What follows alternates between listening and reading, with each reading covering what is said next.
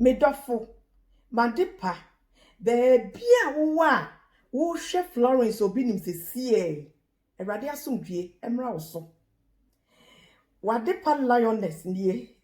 The Lion Kingdom, Jesus Christ, na hini etumi kese entwemu da nenseda. Enu na dane da nyina words of wisdom. Ye gina mu esua Erade ho nimdie. Enne ye nimdie nsem a agya no de amaye no. Emu dropa. Ne ho hia pa kese pa emma wu onipa bia wo hwe me. A wote asase we so. Ehu hia ma wo pa. Wo nimdie mu odu. Wankasankasa wo nimdie bebre dada. Nanso se wonya nimdie we se ka ho a ebeboa wo pa. Enti se wabadwumadie isu a mesrew se na de bia wo baso a na wo hye nipa ma enye bi hwe ana wo tie no koso a na ye nsa papa no hye ma obi enye bi hwe wate hye ma me yakopon hyira wo pa se wo yesa enne ye nimdie ye besua na besua nipa ni brefo enipa ma ye no mo asase isu o mo ni brade o mo hu nimdie ene ye ba besua enti mesrew efi na de krofam paibo we sei eka wo paibo ho me kire nimdie mpaibo bi se wo bodada nso a eye pa wo se Erade Nyankopon mesrew efi na de kro humi mobo ne ma nyansa tumi eni da ho tumi a eburu anipa ani brefo eni da ho no mu nyansa so Erade ma nyansa bu ne mu do eni da ho bu ne mu do e wo nipa ni brefo ho Erade mesrew Obambo ekita tumi, obambo ekita hoden, efi ne kroma ne nyame so kese na oni brefo bi anyame wasase so amfa timodi animewu. Efri se enipa man ni bre bone eye timodin. Enibre eye timodin. Onipa bia na ni bre bone ebe sore tia ne yonku nipa. Wode timodin bone edi newu. Enti na me se enibre eye timodin. Wode wa hwe nipa ma bi mu a omani brade dwumadie boni bi omadi egu ho na fa ka de ebesua ye ho na enkosi se yemfa yenimdie nsem enkwa awiye no na wa wahunu se ye lioness ekam eye no kore pa se enibre eye timoden enipa ni brefo onim ba bia wo fire onim bra wa bre amani hunu ni kukuhwi ase bia wafemu a Erade Nyankopon adawroma onam ni mobro hunu ne na dom so ede wa beduru sam pempensuei onipa ni brefo ante ne ho ase da se Erade Nyankopon apagya waye okese ana wa mu animonyam kese bi ete saa ono de na dwene nyina na ni so ade hunu esi na ni so ni brefo ene se wodi na tiri modin bone ebe sori etia wo onibrefo enim se madam for now minuam now etu kan Jeremiah chapter 9 verse number 4 to 5 for now trust somebody say hwe wo ye e wo nua ho enamfo ho emfa ho ne wadamfo emfa ho ne nua hwe wo ye e wo nipa ma ho na omu sisi nipa etwetwa atroto nipa so onibrefo nim se ne nua no na damfo no na wo ben se na nibre bone sori tia wa wode atirimodin ebedi wawu wode yenhwe Cain Genesis 4 verse number 1 to 8 Cain na ne nua ne Abel na so wan hwe se ne nua no Abel wanye Cain bone bia da na so na nibre bone nti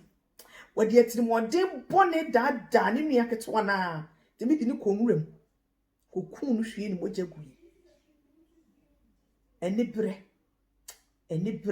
eye timodin so we kan Genesis chapter 37 verse number 1 going na enibre kwam boni we ya meka ho asem enu na Joseph ni nuanom de ne fa so enye Nyankopon na wo Joseph afa ko mu twa ne nkwa na so totwene we kan Genesis 37 no number 4 na twrosem ne se emra Joseph enuanom hu se omo papa edo Joseph esene wo mo no omo chance so omo tam Joseph so da ye na okoyi kire wo mo no verse 5 no okoyi kire wo mo no omo ko so am otan ne mo ye den omo rini wotan no omo de abufuo ene wotan ne kasa Joseph sanso da ye to so mienu no ye nyina nim se odi akoma mu kan ni tirimu kan esa akoyi daye no eto badwom kire wo enu ne ma wo de wo ma ho ye a na wo mani bere adwene tirimu odi adwene se te sa de a ye beku Joseph ato adwene ye betwa ne nkwa na so ye ma ne medi hene wo ye so ye ma ne kwan e ma ne medi ye so panyini ye ma ne kwan e ma ne so ade hunu na wo so so wo daye no e me mu da lenka wunu enya se wanya wo le nkrofo wetimi ya ade bi ma ne ye me nwanwa se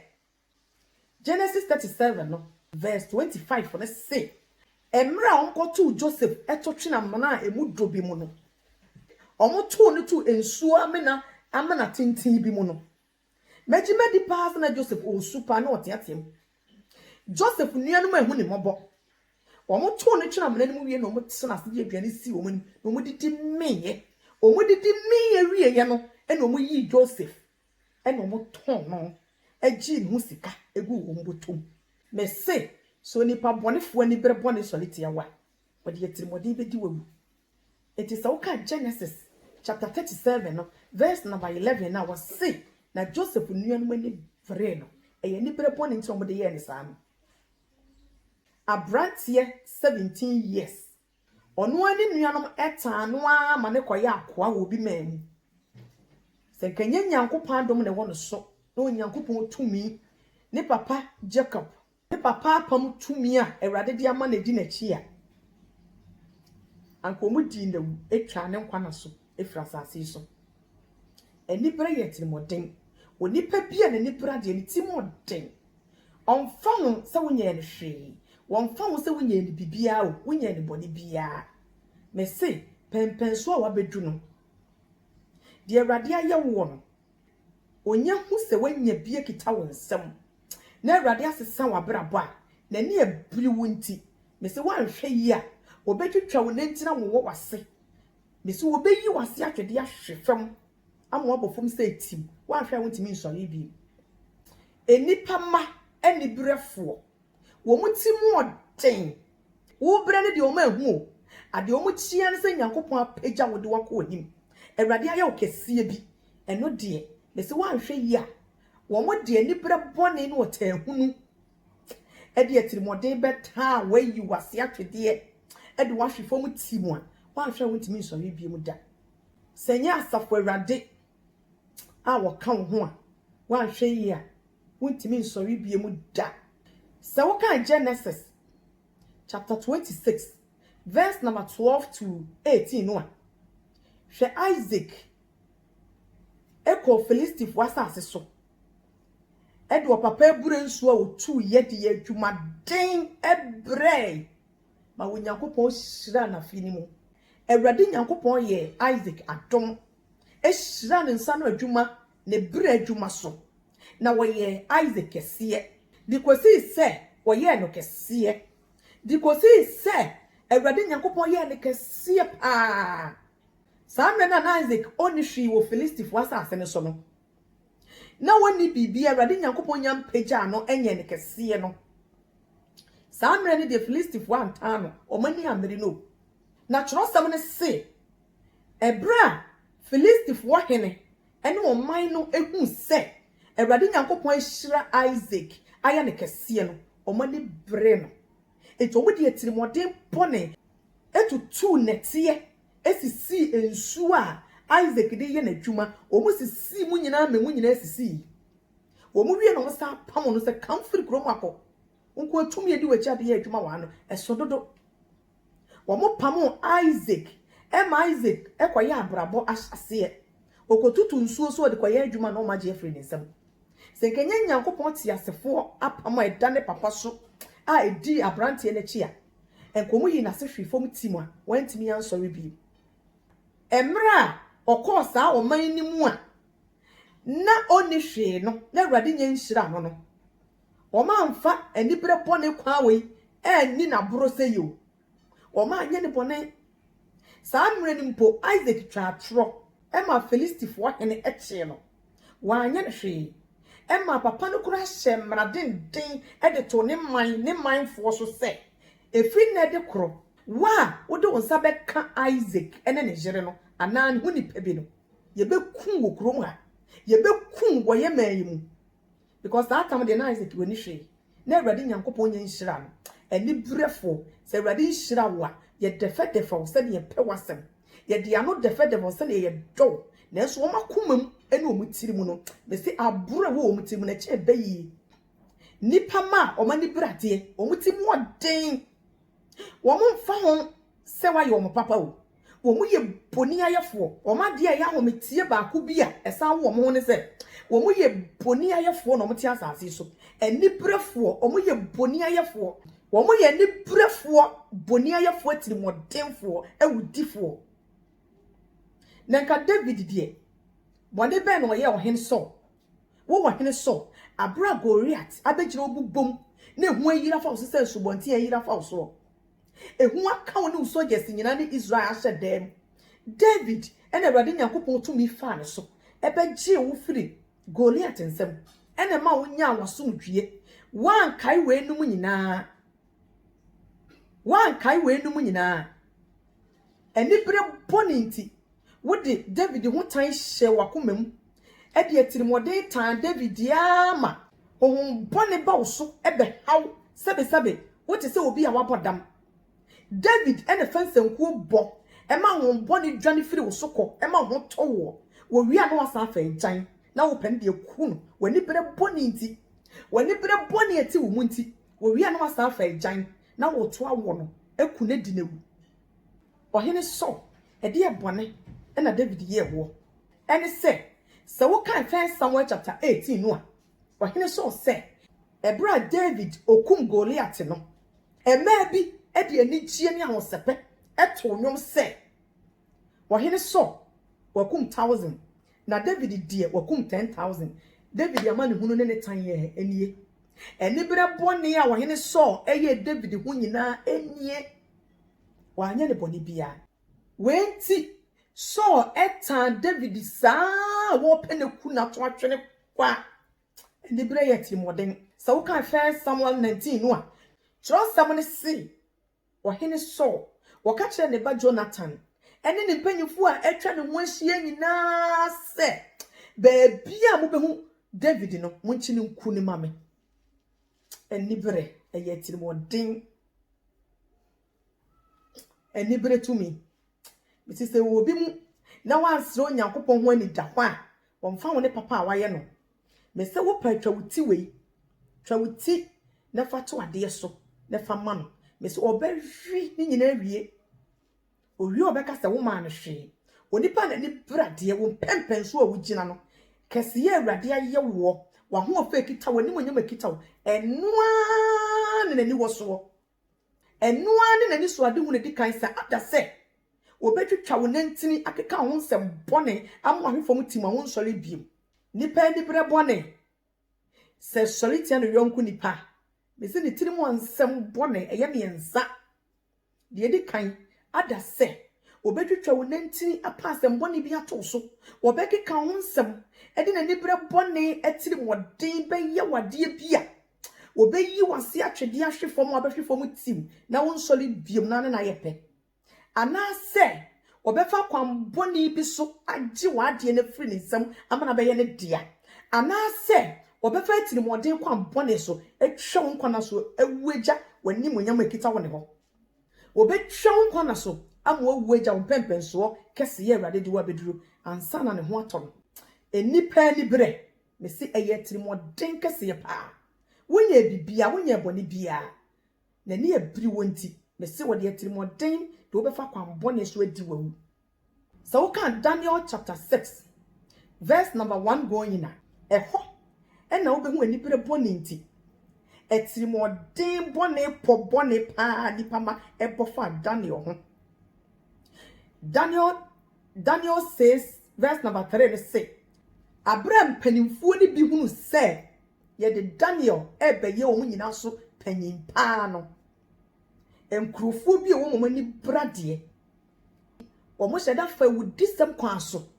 epon Daniel ho po se ebe pasem boni bi di ato no so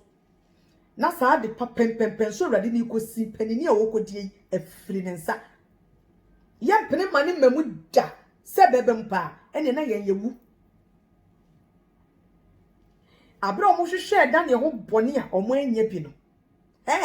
enipa ni bravo omuti mo den rough omuti mo den basa chirosam no se ade papa de bia Daniel eye we awrade ani mu no eno so no mkofa ye de ya ahoma ede ya fidie ede chechere Daniel ede yi na fidie so we kan Daniel chapter 6 verse number 10 no a chirosam no se every day na Daniel obompa ye da krom prensa 3 times eno so sa ade papa we ya Daniel eye no ade papa we ya Daniel ye onyankopan ani mu no ye pe bone e wo Daniel ho eyi na hwefom ti mo no a o ma anya no no cause Bible say Daniel ye no kwafo odi no kore o ma anya no ntino o mo kofa papa we sei ade papa we so onipa ni brade a ekwa bia wo do be fa so eyi wase ahwefom ti e de atimode boni bi di wawu no so nyankopon ti asafo e bambo en na wo so a se awrade nyankopon hu mo bro bambo na wo so a ebeye den so be free ni nsam afie kofo etimi pagya ade papa Daniel eye edi yi Daniel afidie etimi de no koto jata kejim se jata emu bo Daniel no mpem enwene nam tetene nam nwe nku no hwie ne mogya emu kwa se ni brenye atimode a enkode ne yonku nipa ebekwa koto jata ekejim se jata enchine mu bo ne do mpem enwene nam nipa wanya eboni bia aba enibre enibre yetirimoden ampa me se wonipa ni bi wo ho a se na enibre boni solitia no yonku nipa bia wonfam so ya akraketua akraketua bi mpompo akraketua bi a wonim nyansampa ne ni bre no wota no me se wonipa ba na ni brade no wonfam so ya akraketua wodi na ni bre boni ni atirimoden timi tan akora no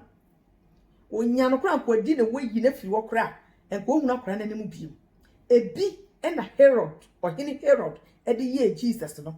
so ka Matthew chapter 2 verse number 1 going na hwe kwan pa wohini Herod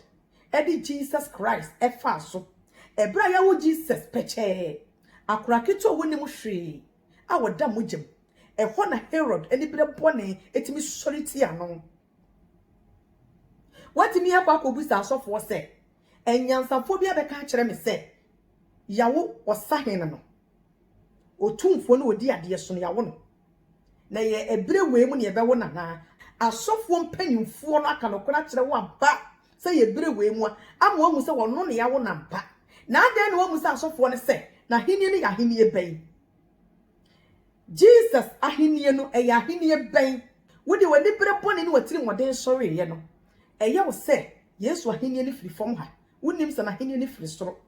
ena wo Herod wo suma wudifo bone si enkoni enkokunkum nkura ketu atotofewa wo yema ahye unsuma anya wo hwe wo hu nkura yi mobo enkura ketu atotofewa a wo munim hwe Herod timi suma wudifo emi ekokum wo mu nyina na adwene nyina ne se ope Jesus ekunu etwa ne nkwana so afiri asase yi so akoda ketu a yawo ne foforo na mpo se ka Jesus na henie ne firi fom ha ene ko obedi asase so hene ampa na ka wo Herod da benda ena akora ketu a we ebenyini abeto a wone na epra henie ho ana Herod na wo pra henie na mawuba minya wanka mebisa wo papa na wo yi edie nti ne wo ma wasefo yi edie nti watimi de ani pre bone ne etimoden akokun krofo ma kranketo antotofe wo mu ne mu hwe watwe wo nkwana so keke ani pre bone nti na sanka ni pre bone enye etimoden a enko obi de ne maame ne papa ne ho nipa ne nua ono ankasa ne yefunu ba ne yiri nyinsan enko de bekwa kwaji sikaduro enye sika ye japade enye sika gu ne botom saa nipa o mani brade o mti modern woni pe bia waji sikaduro bia ne ni brade eno ne friend se sika ni bre honhon ono de o mu se nyankopon apagya wo bia ye ne kese a wonye sika ne japade bebre no na ese ka ko bu se ba bia nipa kro ni fire na hyase o hyeye bra wo bre ya ene nyankopon apagya na ma ne sika aya no defo amana japade bebre no eni brefo nim sa de we yo da bi da ono de kwan bia me nso mefa so a me nso me yete se de we ya ye me nso mefa bi enti wo de sika ni bre bone kwa so ni atiri moden fa kwan bone so ehwie ni pamojagu agi sika gu ni botom sa wo kenkan First Kings chapter 13 verse number 1 going na odifo bia Ewrade suma no wo Bethel na Ewrade ma ne tumi ni ahoden no de koye nsankyerene se na odifo akokora bi wokro mu ho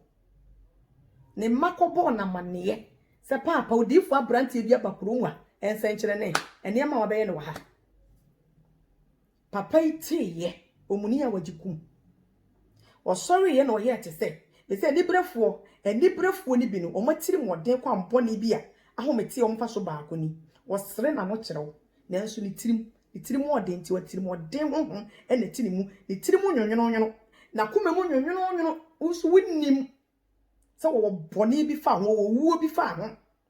akokorei odifo akokorei timide enibre bone etiri moden ekofre odifo abrantie ede Ewrade Nyankopɔn se ekohye ne nkomhye tsoro emadana wode nkomhye tsoro wode enkomhye tsoro ekum odifo no twa ne nkwa na so efira asase so odifo na ntimi anu ni korom bi ehefa ena nibrefo nie aman panyimfo wona wo hye aman panyimfo ase wona wo hye ahemfo ase wo mu a omo hye asofo ase ene hefa ena nibrebo ni ena nibrebo ne ewo nyuma kuo bebre mu empo ewa asori dem ena asori dem ne nibrebo ne wani monyam bi ekita wo wa ho ofa bi ekita wo mpaboa na watade bi ehyew ne pempen so Ewrade duwa bedu nti wonye wo bi hwe wa asori dem ho nanso obeta wa keka ho nsema twetwa wo nantini egu ani mase aka nsama gu so akire nipa ma nipa atao enso na wonye ne hwe na ni na brewo obi tan ya wade ta obi wa asase so ano ekeka ne ho nsem bone etwetwa atoto no so ebo paame e kan nsem gu no so nyina onye ne hwe woni ne nhia asori da bia mu da woni ne nhia adwuma bia mu da me se na ni na brewo enipa wo ye onibrafo no wode atiri moden edi nipa ewu enti enibrafo bia ye wudifo enti na da me ka kire wo se Nyankopɔn ye wadom na wo paware papa bia ware a sire Nyankopɔn na wo ma onipa osuro Ewrade na wo meware ema obi emehye nkomhye tsoro se Ewrade se menware o se obi hye wo nkom so obi yire no ana wo no ahye wo nkom sa ne yire no a wo nso bompa ye ne so hu seed ne ko Nyankopɔn ani mani bre so na wankwa ankosia bembe ni brefuo bi amana medi wawu entwa wo nkwa na so anto antwene ebi ana eye wo maame ana wo papa sika bi a wo ana se bia na ye wa wadwuma papa bi ekita wo sika bi a wo ana wa ho ofa ne wani munya bi no hu so de di na chi e be ye fe e bia na wo no enti no wa hye de be so nkom hye toro aware wo sa wo kenkan Proverbs chapter 22 verse number 24 to 25 no a wasi hwe yie ene onipa wo pabufuo ene be ma bia na ni brade emfa yonko da ene be ma bia na ni brade emfa yonko ntena mom da se wan hwe yie na ufa be ma ni brafo yonko a wose obeye afidie ama ukra se twrosem no eka kire wo se onipa na ni brade ene ne fa yonko na obeye afidie ama ukra na kese wo ye wudifo wo ye ni brefo wo de atiri modin ho be ye ukra afidie akwa samado sa na twrosem ne kan ye enti dano me kan se be ma oba untumi ma ne nya usu leader ne no kwaye baako eye be ma wo ye wudifo medofo e ma men kan kire enibra bone fo aye no mte asase we so no mesi wo manibra bone no bone o mutumi di no e cha abaifo tetifo edi kanfo no a enkrofo bi nipa ma bia no mo asase we so edi wo manibra bone esoriti a wo mo edi wo mawu no na wo nya abaifo na wo nya abaifo mesi enibra bone fo no o mo cha abaifo wo mo na abaifo tumi timi fa wo mu edi bone di ni pewu David, Daniel, Joseph, Efri Abel so edi besi Jesus Christ so Woman nipa bonefo, dear nipra bonny, near Timodin, a deal woman. The same woman ya before. Senipa ma nipra bonny sorry, or more work a cratcher before, or more quite my before you still warm a dinipa meru. The see baby answer more, a new memu and sorry mu and henne. One penny pound coswo, nipa coswa no more yahoo ya near the bread. And no to me won't passy. Ye ni pe di free new memu. Wo mutimi twetwe nipa nantini ne etuom fo mu pani ne so. Wo mu penrosem. Wo mu chiri nu bone so. Eje edu bone ekum nipa efa ne japade eji ne japade free ne nsem. Empanifo ni brefo ni bi chiri nro so. Etu nipa edu bone ekum nipa efa ne position. Me say edu election time one. Unya ni na ka de ahwe empanifo ni brefo ni bi ewo kokoom esumase enura hodo o monam so echi nro so tunu bone eji nkrofo ani monyam kandi nkunimdie firi wonsem o manage enonuro sam enome nsem eche onyankopon tiasefo no ne basa tumi mu nkunimdie emeni brefo ni bi nso wo mu penuro sam basa omu chinchiri nro so etu nro esen krofo awawe dane be ma na mene na etwe mpana no hwina dwen na koma nyina esi mi so ma ne fa na tension nyina ma me e ma ne man ne yere ene ne ma sika bia mebusa ne bia ma ne mami bi nipa bonesem eni brefo yi nipa bonefo se wutira nyeye na ma me no papa wugya na wonya shabrabo ase enya bibi kita wonsam nye de ugya busuafo ni brefo bia wo hunamane wo omadi bre boninti wo omasem nyina se awrade hyira me ne me madwon me ne me ma nko a me se wo de wo pe wahwease wo pe wani guase won nwene wo ketekete kora se wo boa mpo e de wasi baabi ama wonya nyina so bi agina da ne banko a ne manko a me ne me manko a se wasi wo dan na wo pe nipa mobrofo bi ama na tsinem na wono ne ho ahenhan no na wono so ahwe so wo dan ne so ama wo a ye nkonkope enkofa mobroni bi asa emfa mobroni ni brefo nya atwumni okeka nanim kire nyamsompa mesi wode wo bekọ aduro so akọkyekyere wadwene ne wakoma obeda ne wakoma ne wadwene no afiri obre japade na waye si kom ono cement bo ba komponi ne bo so obefa ojapade edi so ye wo mobrofo mu suro nyankopon a obetene fie ni mabompa yepa me nyankopon tumi atena wo dan ni mu dikosi se wo ba beje wo dan na wo sukura be ye bibia ma no wo mo wo ho ya bompa ye na hwehwe sankrofo ni bi no me hwe dan so ma na wabre ade ani brefo timi ye eyetirimoden enti afi wei 2020 ekọ na wiye emfa wo mpaebo nya abeifo nko a wo mpaebo no sesem empaebo no bofa baabi a eni bre bonefo no abeifo fa wo so edi bone empocha abeifo eni bre eche beye efise eni bre eyetirimoden emfa wo mpaebo no ene wadagie ema abeifo nko a bofa baabi a eni bre bonefo mutimo den ema kwan mani bre bonifo bi fo mo hyehyɛw ene mu ntu ana mo mfa adamfo da ene omo nye baako na omo ye ne omo nye baako afi wei 2020 ekọ na wieye sisa wo mpai bom fa ne oba bi keka ho bom pai na awrade nyankopon te asefo emwo na wanyi umfre ni bre bonifo ne nsem bom pai na awrade nyankopon fa Jesus Christ so na omma wani da ho tumi nyansa tumi a ebema wa hunu wanam otutu mu ye wani bre bonifo the side so we can Proverbs chapter 27 verse number 4 no trust somebody say eni bre eyetirimoden ene aya ene awrade honhom ede yesiye lioness makraw yakopon hyiraw so wo hwe me bye